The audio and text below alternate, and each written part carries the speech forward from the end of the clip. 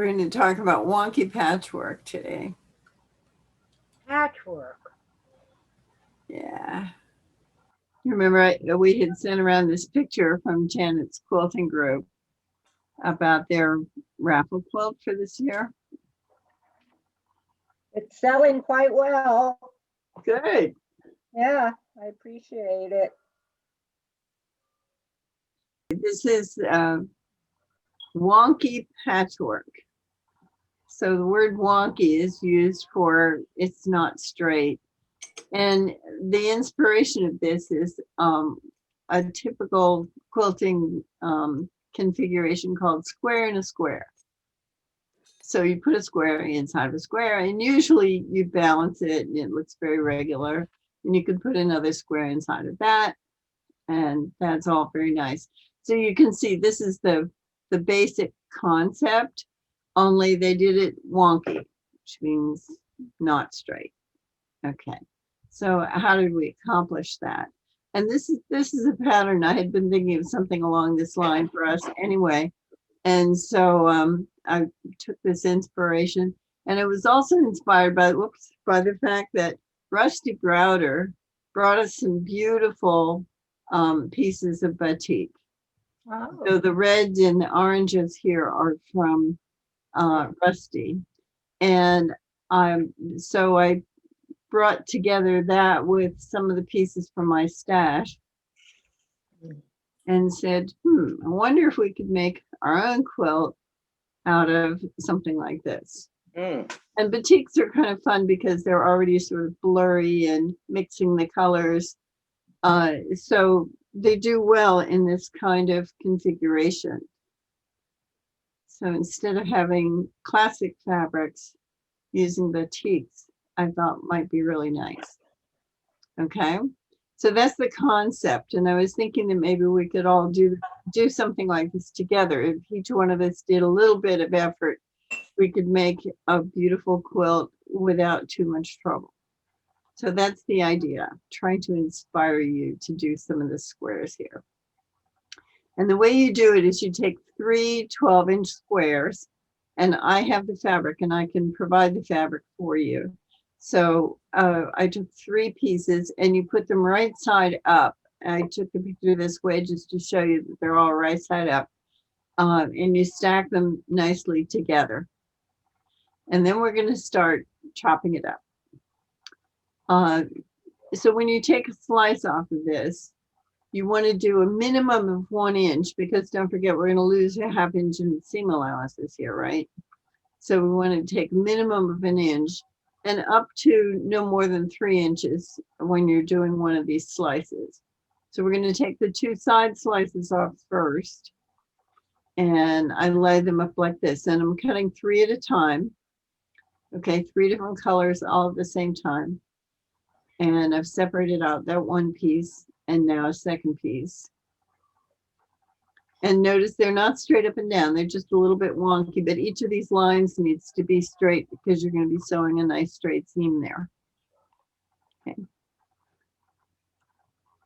And we're going to number these slices. So this is number 1, this is number 2, and I'm just sticking a pin in it, but now I'm going to move it out of the way because I'm going to start cutting this middle part, and I don't want to chop these ends off any more than they already are. So I'm just going to move them out of the way. And now I'm going to take the top and the bottom. So I've taken off pieces to make one wonky frame.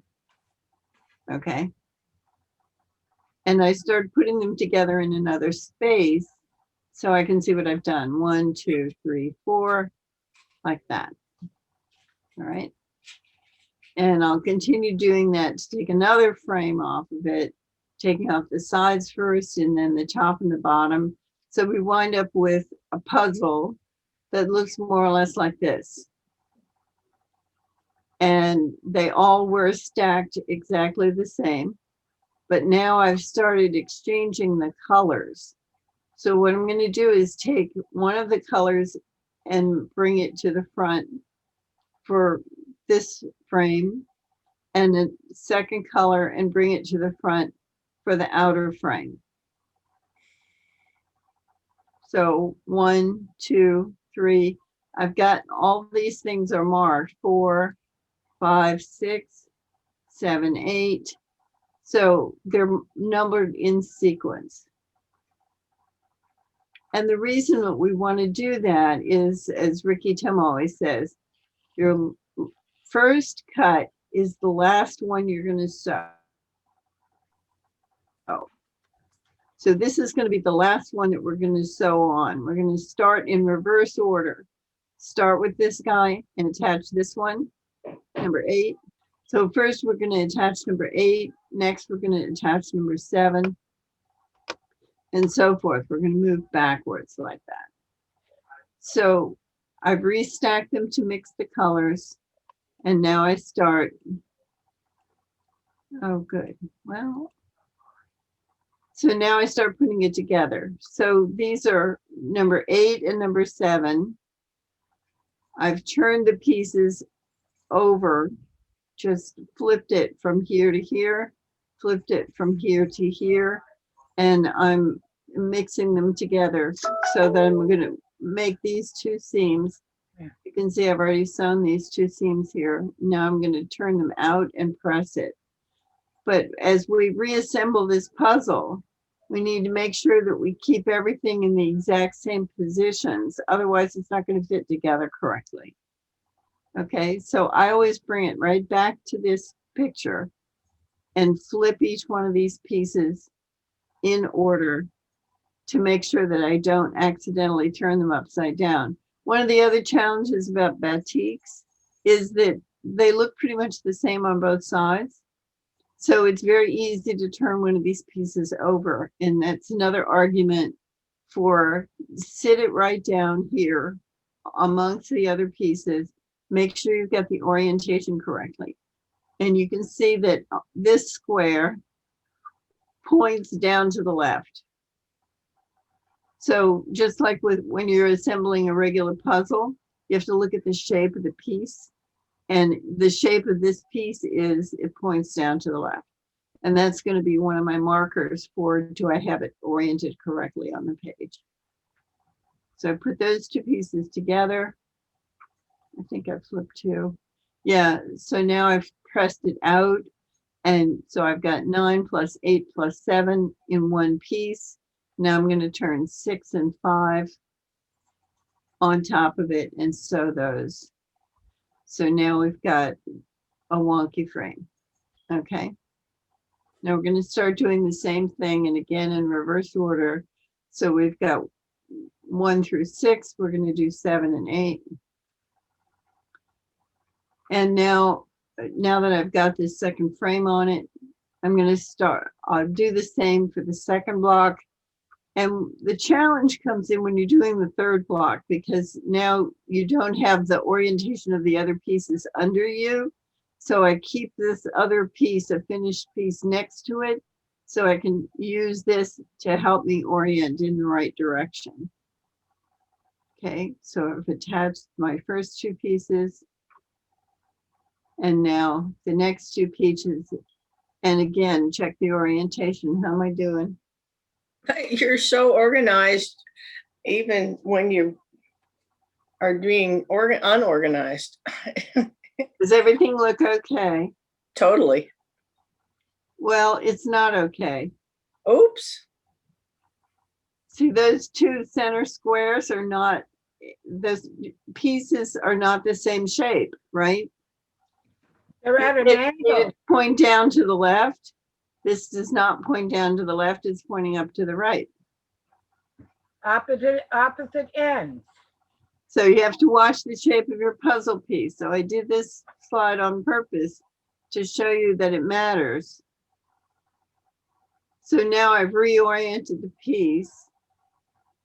You see, now they do look the same. They're both pointing down to the left. And now if I attach that outer frame, those pieces will square it up correctly. I see. Okay. I get you. So now you have 3. What we did was all in one fell swoop, we made 3 blocks. Brenda. So you have to stick with the organizational pattern to do it consistently, just so they'll all fit together, because you Right. And each one, predetermined your pattern. right. Gotcha. And now each one of these blocks has come out of it's squared up. So they'll fit together on the bigger piece. Okay. So what do you think? You think you'd like to do some of this? Ta-da. You can do it by hand or by machine, but it's easiest if you have yourself a green board, a ruler, and a rotary cutter. I love the idea of you supplying the material so we can all do something consistent. I think that's great. I like it. Right. Can I say something? It Sure. makes my eyes look cross-eyed. I'm going this way, that way. I don't know which way I'm going. Oh, no, It reminds me of looking out my window at all the windows in my neighborhood. And there you're going wonky. and you can see that they're all in different directions. So you're going to cut it at your random choice. And so each one of these is going to be a little bit different. And that's part of the charm of it. We might get into an accident. I think an accident will be a correct thing. I like it. I mean, it's like you can't go wrong, really. Oh, I can. That'll be the challenge. Right, I'm used to walking a straight line.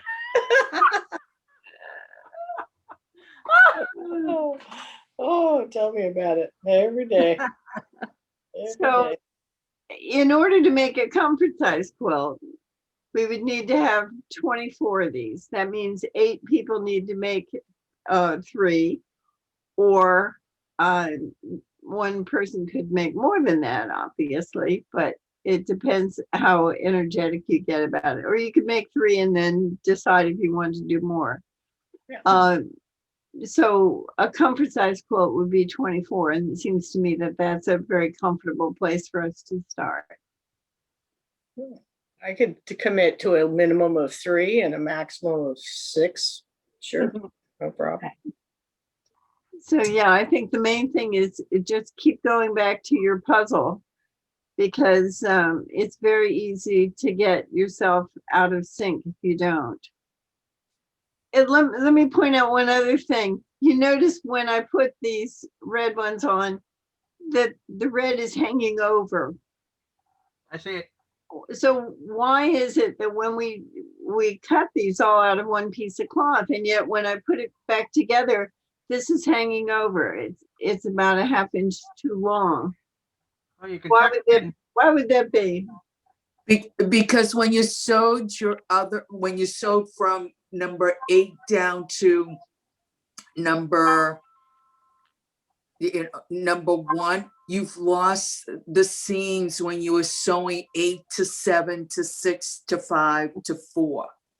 Well, I'm saying it was like when Joyce sewed the pieces, because now you have the seams, and that's why she ended up with longer. That's why she had the extra added inches on the sides. That's my answer. And you're sticking with it. And I'm sticking with it. Yeah. The thing though is I think you kind of have to make sure you're getting a 1/4 inch too, because otherwise we'll have the same size block. So here we are with these 3 pieces put together. We've lost a ½ inch here, we've lost a ½ inch here, and therefore this piece now is longer than we truly need. But what I'm going to do when I flip it over is just balance it, make it so that I have more or less the same amount hanging over on each end. So I did that like this. So you can see I've got it hanging over on each end, but I'm just going to balance the 2 more or less. It doesn't have to be perfect. Don't get yourself crazy over math. Just put it so that it's more or less in the middle. Okay. and it'll come out good enough. And yes, all of them may be slightly different, but that's one of the reasons that I didn't even trim it at the end. I think let the person assembling the quilt do the trimming, because what we're going to do is go through and say, okay, what's the shortest one? Uh, And that's going to be the size that we trim them all to. So that's the easiest way to do it. All right. So here we've got it. You can see the ends hanging over are pretty much balanced, and that's all you need to worry about. Just don't make yourself crazy over it. Okay. All right. Yeah, unless that amuses me.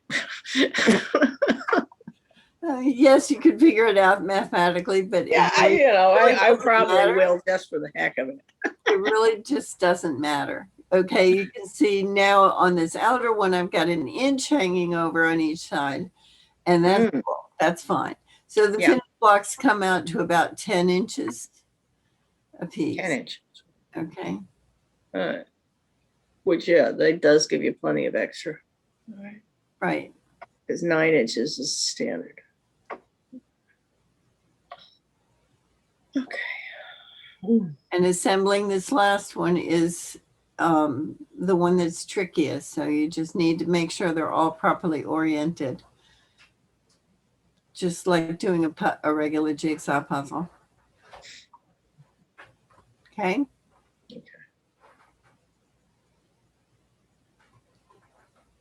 Looks good. Very nice. Yeah, I think it'll be fun. So now, who all has a green board, a ruler, and a rotary cutter? Is there I anybody got all that. yeah, I have it. I just need to get the material. Good, good. Okay. I'm gonna sign off now. I'll see everybody next week. Okay, Thank take you. care, Janet. Bye. Hi, nice to see you all again. Thank you. Have a great day.